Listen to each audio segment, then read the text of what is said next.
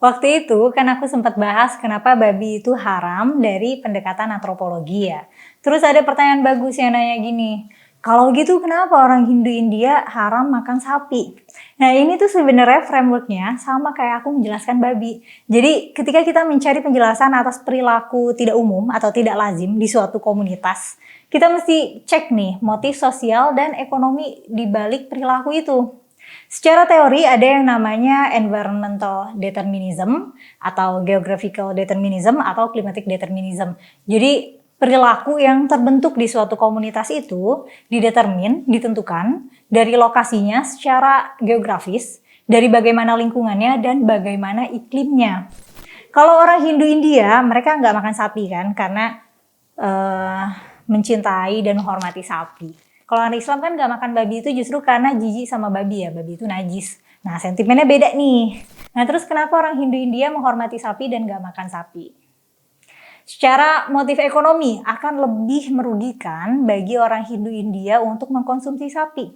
Loh kok bisa ya? Padahal populasi sapi di India surplus karena pada sayang sama sapi, jadi sapi jadi banyak.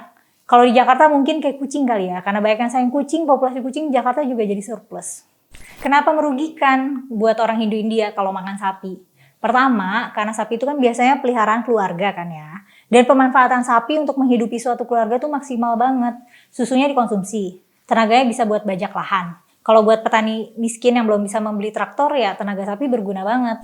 Dan kotoran sapi itu dimanfaatkan sebagai pupuk dan bahan bakar buat masak. Jadi kegunaan jangka panjangnya tuh jauh lebih menguntungkan secara ekonomi daripada dimakan buat sekali makan.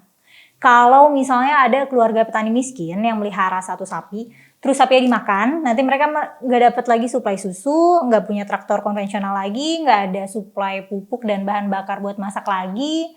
Jadi justru malah bisa membuat keberlangsungan keluarga ini terancam kalau sapi piaraannya dimakan.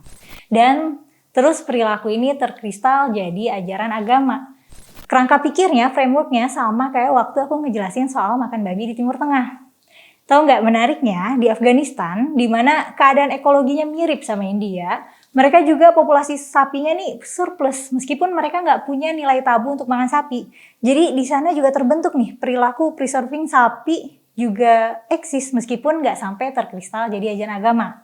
Nah, kalau mau tahu lebih lanjut, mau baca lebih lanjut mengenai ini, bisa baca buku antropolog karya Marvin Harris, ada terjemahnya oleh penerbit Margin Kiri, judulnya Sapi, Babi, Perang, dan Tukang Sihir, Menjawab Teka-teki Kebudayaan.